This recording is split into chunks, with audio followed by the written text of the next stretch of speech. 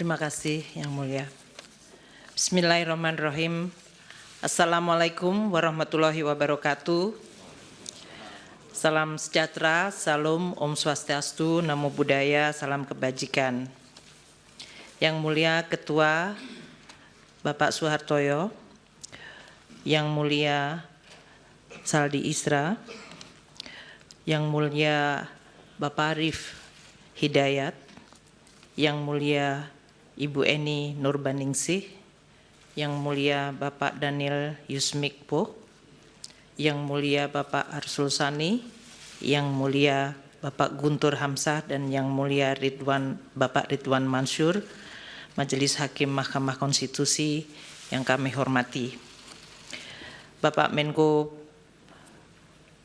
Bidang Pembangunan Manusia dan Kebudayaan, Bapak Menko Perekonomian, Bapak Ibu Menteri Sosial, Ketua Dewan Kehormatan Penyelenggara Pemilu, pimpinan, anggota, kuasa hukum KPU dan Bawaslu, serta para kuasa hukum dari paslon peserta Pilpres. Sehubungan dengan permintaan Mahkamah Konstitusi kepada Menteri Keuangan untuk dapat memberikan keterangan dalam persidangan perselisihan hasil pemilihan umum atau PHPU Presiden dan Wakil Presiden tahun 2024, perkenankanlah kami menyampaikan keterangan terkait dengan alokasi dan penyaluran anggaran perlindungan sosial sesuai dengan tugas dan fungsi Menteri Keuangan. Kami sungguh bersyukur dan mengaturkan terima kasih untuk kesempatan memberikan keterangan di forum Mahkamah Konstitusi yang mulia ini. Anggaran pendapatan dan belanja negara atau APBN adalah instrumen penting dan strategis serta penentu untuk mencapai cita-cita bernegara, dan oleh karenanya harus dikelola dan dijalankan dengan penuh tanggung jawab dengan tata kelola yang baik, transparan, dan akuntabel. Forum di Mahkamah Konstitusi yang mulia ini kami percayai menjadi salah satu cara merawat nalar publik dengan menjelaskan dan mendiskusikan bagaimana APBN menjadi sarana gotong royong anak bangsa, di mana yang mampu berkontribusi lebih besar dan yang tidak mampu perlu dibantu. Melalui belanja publik termasuk subsidi, bansos, dan jaminan sosial, negara hadir menjalankan mandat merawat kehidupan bersama yang diharapkan menuju kesejahteraan yang berkeadilan. Melampaui aneka perbedaan yang menjadi hitah bangsa, APBN kita harapkan menjadi sarana bagi segenap elemen bangsa untuk berpartisipasi dan berkontribusi. Kiranya melalui proses politik yang selama ini dijaga secara terbuka, transparan, dan akuntabel, APBN harus terus kita jaga sebagai fondasi dan sekaligus modal politik bangsa Indonesia mencapai tujuan bernegara. Telah banyak contoh negara-negara yang mengalami krisis ekonomi, sosial, dan bahkan politik akibat pengelolaan APBN yang buruk. Alhamdulillah, Indonesia mampu menjaga instrumen APBN tetap secara kredibel dan sehat. Ini prestasi yang harus terus dijaga. Berdiskursus di forum yang mulia ini patut disyukuri. Forum yang mendorong diskusi sehat dan refleksi tentang awal mula Indonesia dibentuk, mengundang khususnya para generasi muda agar terpanggil dan turut menghayati kehidupan publik yang baik melalui perbaikan tiada henti dan tidak kenal lelah. Seperti pepatah kuno mengatakan, vis unita fortior. Dengan kekuatan yang bersatu, kita akan semakin kuat. Yang Mulia Ketua dan Majelis Hakim Mahkamah Konstitusi, Pancasila dan Undang-Undang Dasar 1945 telah mengamanatkan negara untuk melindungi segenap bangsa Indonesia dan seluruh tumpah darah Indonesia, dan untuk memajukan kesejahteraan umum, mencerdaskan kehidupan bangsa, serta ikut melaksanakan ketertiban dunia yang berdasarkan kemerdekaan, perdamaian abadi, dan keadilan sosial. Kehadiran negara untuk mewujudkan kehidupan yang layak dan bermartabat, serta untuk memenuhi hak atas kebutuhan dasar warga negara demi tercapainya kesejahteraan sosial, salah satunya melalui instrumen anggaran pendapatan dan belanja negara atau APBN. APBN adalah instrumen untuk mencapai dan mewujudkan cita-cita hidup bernegara, yaitu masyarakat adil dan makmur. Presiden adalah pemegang kekuasaan pemerintahan yang mengelola keuangan negara sebagai bagian dari kekuasaan pemerintahan berdasarkan Pasal 4 Ayat 1 Undang-Undang Dasar 1945 dan Pasal 6 Ayat 1 Undang-Undang Keuangan Negara. Dalam menjalankan kewenangan tersebut, Presiden mengajukan rancangan anggaran pendapatan dan belanja negara atau RAPBN kepada Dewan Perwakilan Rakyat atau DPR untuk dibahas bersama dan untuk mendapat persetujuan DPR menjadi Undang-Undang APBN. APBN merupakan wujud pengelolaan keuangan negara yang ditetapkan setiap tahun dengan undang-undang dan dilaksanakan secara terbuka dan bertanggung jawab untuk sebesar-besarnya kemakmuran rakyat. APBN terdiri atas anggaran pendapatan, anggaran belanja, dan pembiayaan. Adapun rincian atas APBN ditetapkan melalui peraturan Presiden yang digunakan sebagai pedoman di dalam pelaksanaan APBN.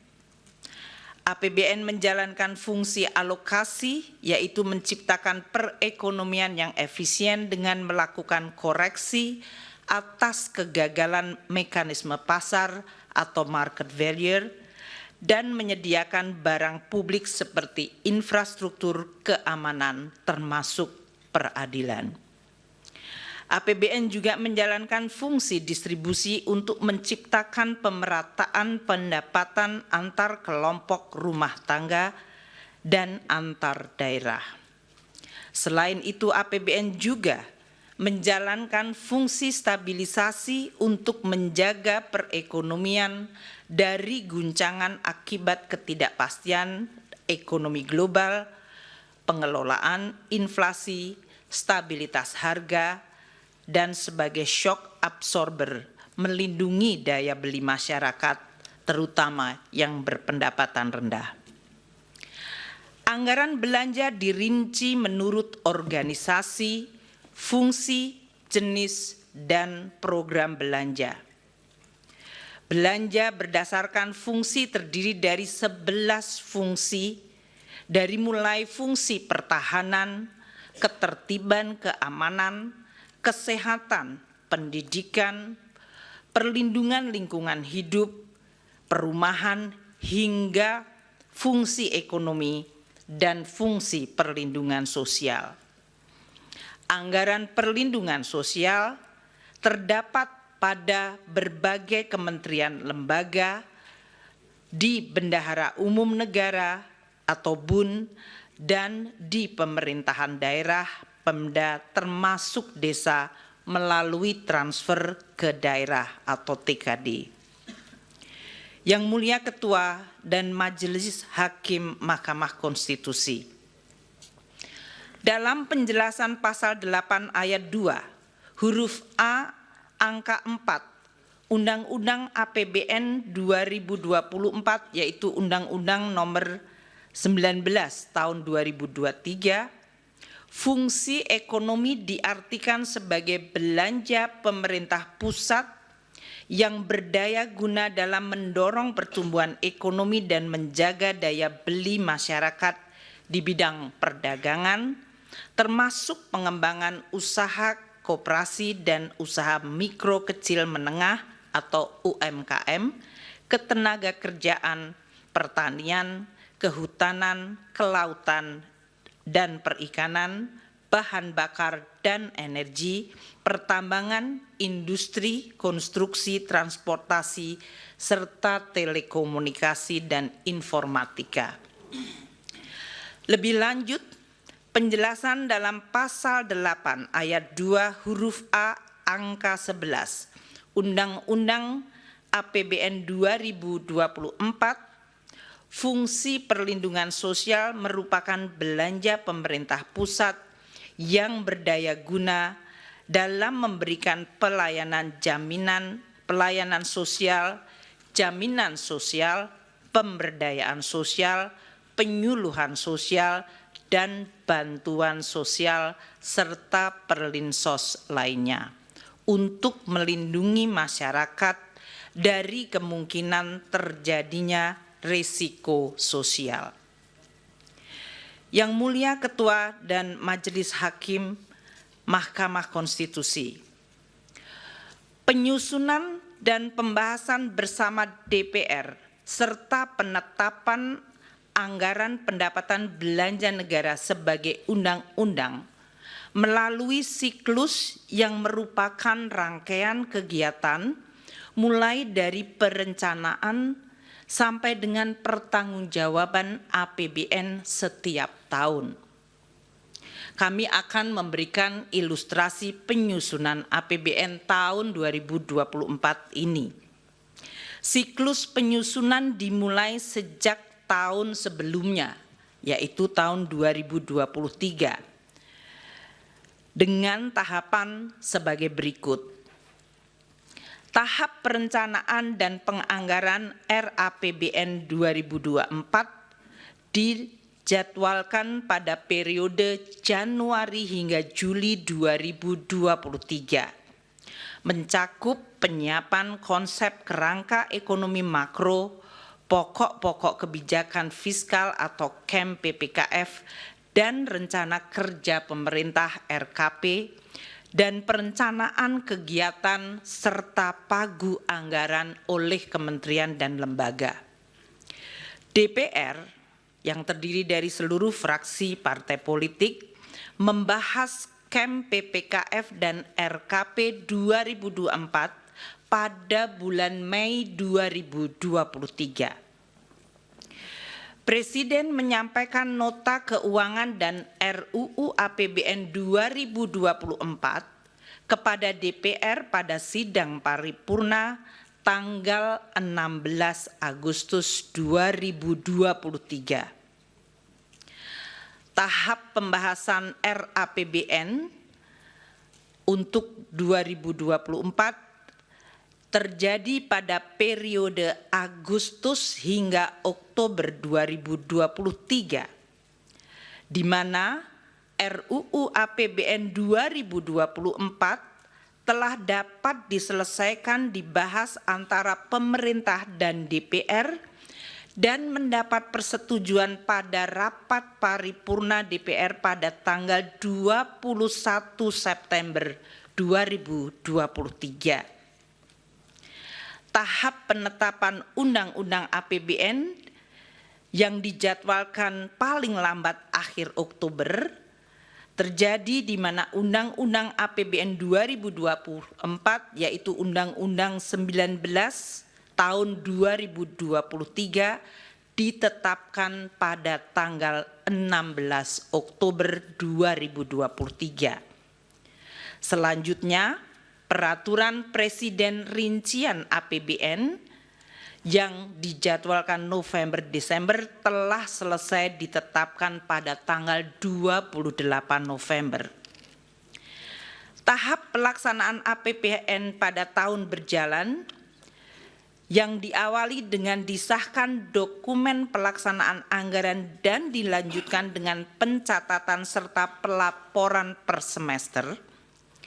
Tahap pemeriksaan dan pertanggungjawaban Undang-Undang APBN 2024 dijadwalkan pada tahun 2025 atau T+1, di mana BPK akan melakukan pemeriksaan terhadap LKPP yang disusun pemerintah untuk selanjutnya dibahas dan disetujui DPR menjadi undang-undang pertanggungjawaban pelaksanaan APBN.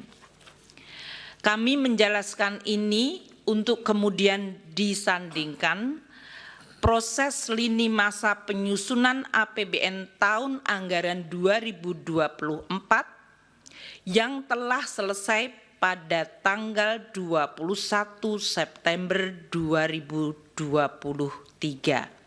dan diundangkan tanggal 16 Oktober 2023. Apabila lini masa penyusunan APBN 2024 disandingkan dengan proses tahapan pemilihan Presiden dan Wakil Presiden tahun 2024 yang dilakukan oleh KPU, waktu penetapan Undang-Undang APBN 2024 telah selesai bahkan sebelum waktu penetapan pasangan calon presiden dan wakil presiden pada tanggal 13 November 2023 atau bahkan penetapan Undang-Undang APBN 2024 telah selesai sebelum batas waktu pendaftaran pasangan calon presiden wakil presiden yang dijadwalkan pada tanggal 25 Oktober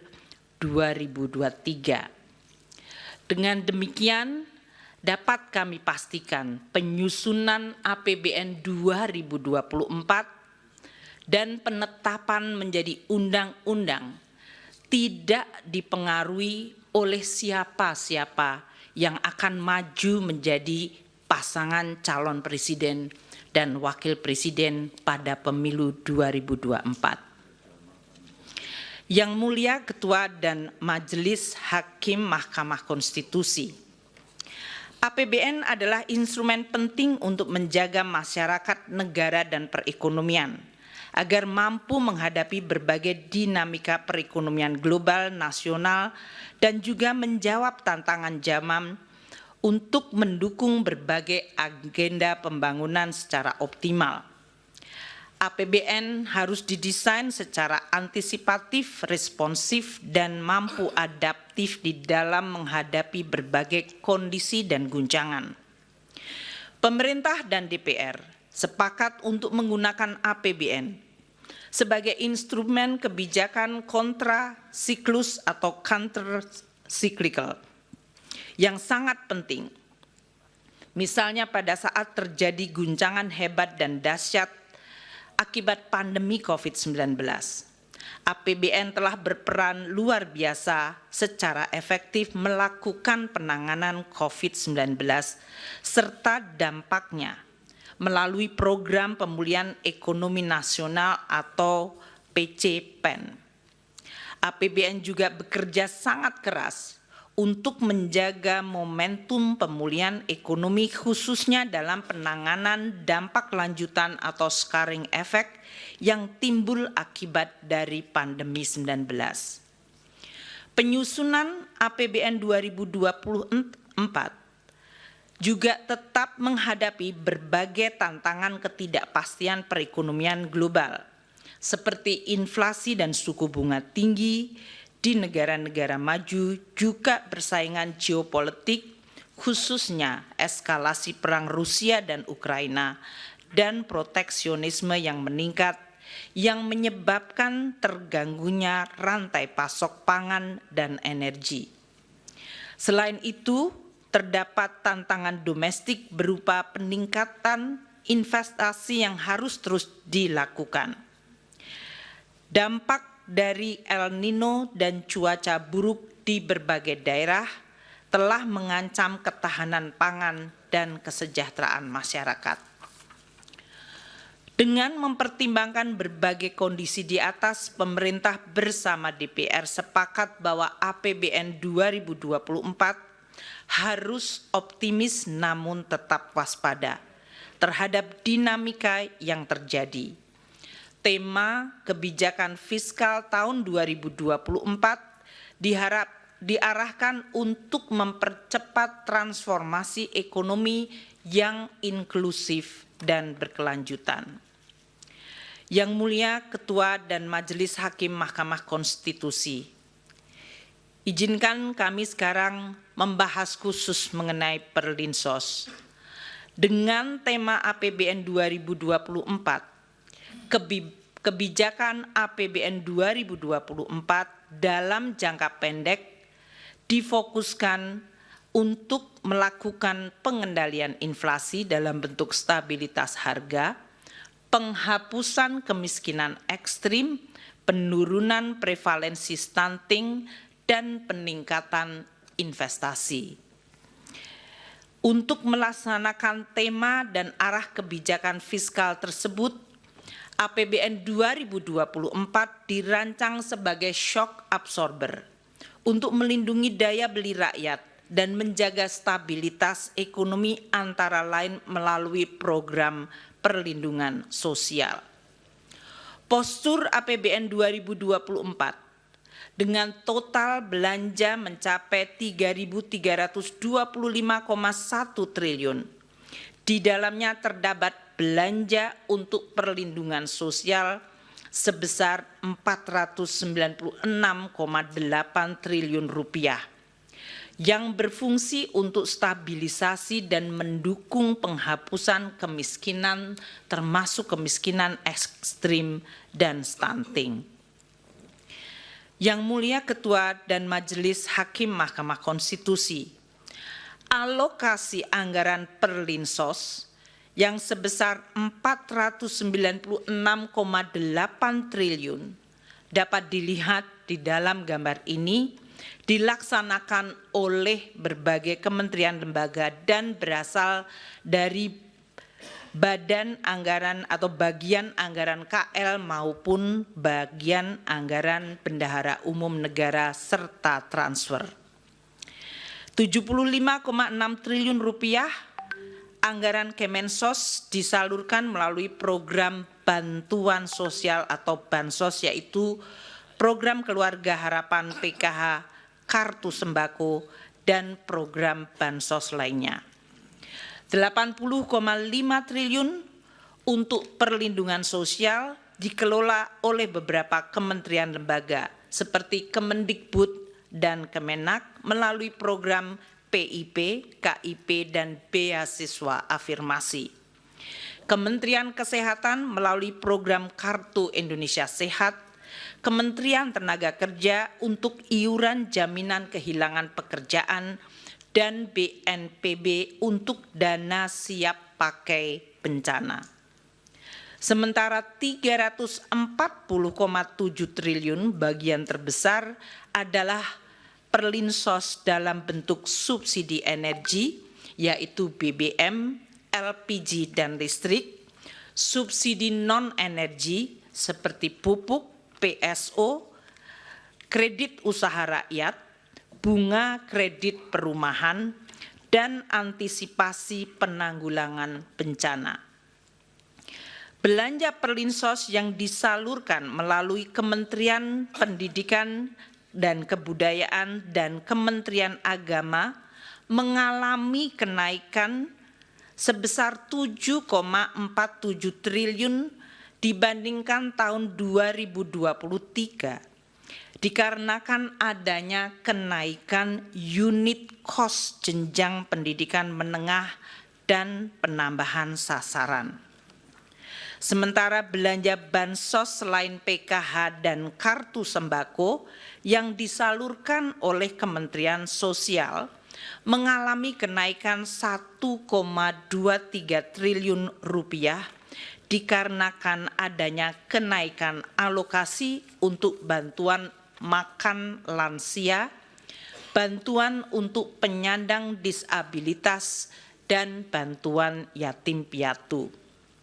Belanja subsidi yang disalurkan melalui bendara umum negara atau non-KL mengalami kenaikan dengan adanya kenaikan alokasi subsidi pupuk dan subsidi bunga KUR. Dengan demikian dapat ditunjukkan bahwa anggaran perlindungan sosial untuk APBN 2024 di dalam rangka pengendalian inflasi, stabilitas harga, penghapusan kemiskinan sesuai target prioritas nasional. Di dalam APBN 2024 tidak terdapat perubahan yang signifikan pada anggaran bansos yang dikelola oleh Kementerian Sosial. Perubahan perlinsos yang dikelola oleh kementerian lembaga lain seperti Kemendikbud dan Kemenaker adalah akibat kenaikan unit cost dan penambahan penerima Kartu Indonesia Pintar Kuliah serta pembayaran program jaminan kehilangan pekerjaan dan bantuan iuran peserta pekerja bukan penerima upah. Dengan demikian tidak ada perubahan khusus pada tahun 2024 di dalam anggaran bansos maupun perlinsos kecuali perubahan yang telah disampaikan. Yang Mulia Ketua dan Majelis Hakim Mahkamah Konstitusi, izinkan kami menjelaskan realisasi penggunaan anggaran perlinsos sampai dengan Februari 2024 yang dalam hal ini dianggap sesuai dengan lini masa pemilu Capres dan Cawapres serta pemilihan legislasi pada Februari. Realisasi bansos mencapai sebesar 12,8 triliun sampai dengan Februari 2024. Untuk penyaluran program Keluarga Harapan bagi 10 juta keluarga penerima manfaat dan kartu sembako bagi 18,7 juta keluarga penerima manfaat. Realisasi subsidi dan belanja lainnya mencapai 15,3 triliun rupiah dan realisasi perlinsos lainnya 9,8 triliun. Apabila dilihat pada chart tersebut, realisasi anggaran perlinsos dan bansos dari Kemensos 6 tahun terakhir, yaitu dari 2019 hingga 2024, periode yang sama Januari hingga Februari, tidak terdapat perbedaan pola realisasi belanja perlinsos, kecuali pada tahun 2023, yaitu tahun lalu, di mana perbedaan signifikan adalah pada realisasi bansos Kemensos yang cukup rendah pada 2 bulan pertama dikarenakan adanya penataan kembali kerjasama antara Kemensos dengan perbankan. Ini yang menjelaskan pada saat kami menjelaskan kenaikan 2 bulan pada bansos Kemensos mencapai cukup tinggi adalah akibat baseline 2023 dari bansos Kemensos pada bulan Januari Februari yang memang waktu itu rendah akibat masih adanya proses penataan kembali kerjasama antara Kemensos dengan perbankan. Berdasarkan uraian ini dapat kami sampaikan bahwa pola pembayaran perlindungan sosial dan bantuan sosial tahun 2024 tidak mengalami perbedaan dengan pembayaran tahun-tahun sebelumnya. Anggaran perlinsos telah dianggarkan di dalam APBN tahun 2024 sesuai pembahasan dan persetujuan DPR dan pola realisasinya tidak terdapat perbedaan dibandingkan periode 6 tahun sebelumnya. Yang Mulia Ketua dan Majelis Hakim Mahkamah Konstitusi, dapat kami tambahkan bahwa anggaran perlinsos yang ditunjukkan Presiden dalam RAPBN yang diajukan Presiden di dalam RAPBN 2024 adalah sebesar 493,5 triliun rupiah. Sedangkan alokasi perlinsos yang ditetapkan dalam Undang-Undang APBN 2024 yang telah disetujui DPR adalah sebesar 496,8 triliun rupiah. Adanya peningkatan dari usulan pemerintah akibat adanya kenaikan anggaran subsidi, akibat perubahan parameter asumsi, kenaikan harga pokok penjualan pupuk, dan kenaikan plafon kredit usaha rakyat. Yang Mulia Ketua dan Majelis Hakim Mahkamah Konstitusi, beralih kepada bantuan pangan. Dalam rangka mendukung pelaksanaan tugas pemerintah di bidang pangan, pemerintah membentuk Badan Pangan Nasional Bappenas melalui Perpres 66 tahun 2021 untuk memenuhi tata kelola pangan secara terarah dan efektif, menciptakan kedaulatan pangan dan ketahanan pangan, serta kemandirian pangan secara nasional. Ini mengacu Undang-Undang 18 tahun 2012. Di dalam pelaksanaan fungsinya, Bappenas menangani kerawanan pangan diantaranya melalui pengadaan, pengelolaan, dan penyaluran bantuan pangan untuk masyarakat berpenghasilan rendah dan terdampak bencana.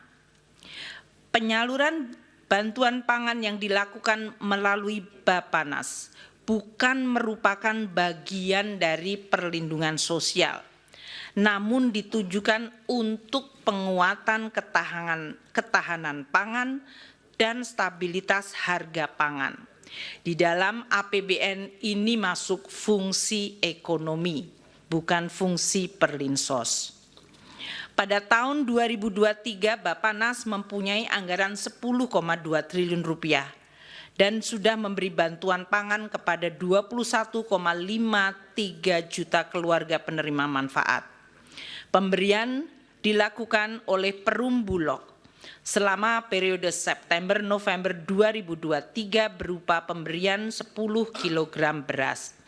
Dalam proses pencairan alokasi bantuan pangan yang dimohonkan oleh Bappenas, diperlukan review oleh BPKP untuk menjamin akuntabilitas dari permohonan yang diajukan.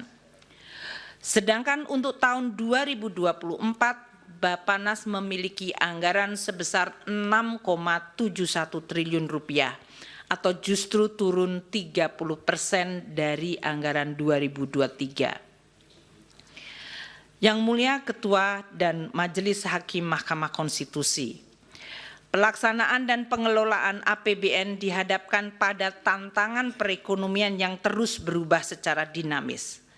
Tantangan tersebut dapat dipicu oleh tensi geopolitik yang berdampak pada volatilitas harga komoditas, terjadinya inflasi tinggi dan suku bunga tinggi atau higher for longer yang mengakibatkan tekanan pada nilai tukar dan perlambatan pertumbuhan ekonomi.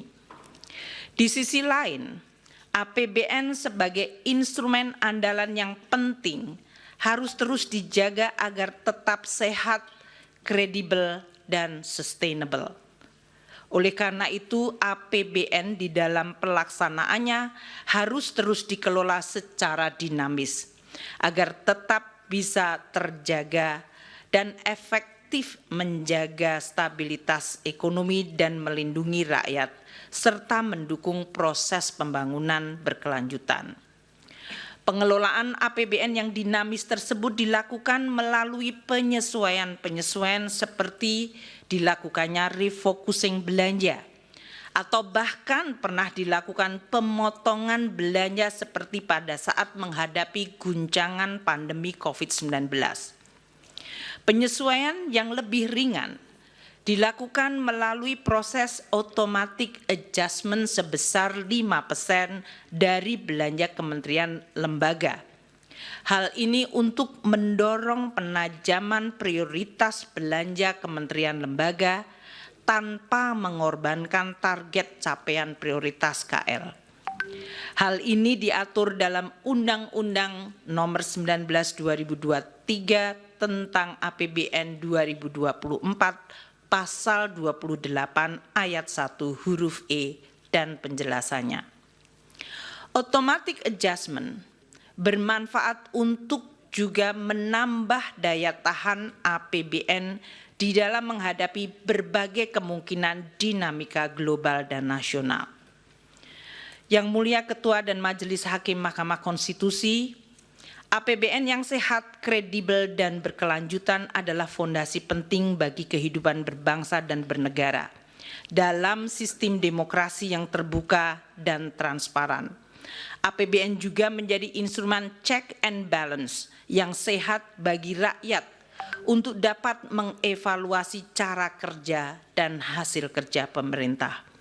Sebagai instrumen kebijakan yang begitu penting, APBN akan terus dijaga bersama dengan tata kelola yang baik, secara amanah dengan integritas dan profesionalisme yang tidak boleh dikompromikan.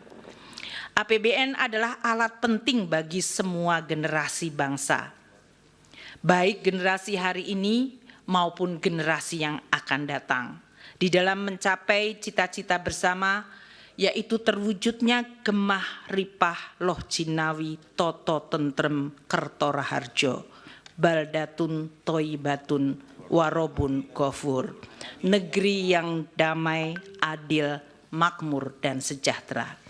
Demikianlah penjelasan kami yang kami sampaikan, dan atas perhatian Yang Mulia Ketua dan Majelis Hakim Mahkamah Konstitusi, kami ucapkan terima kasih.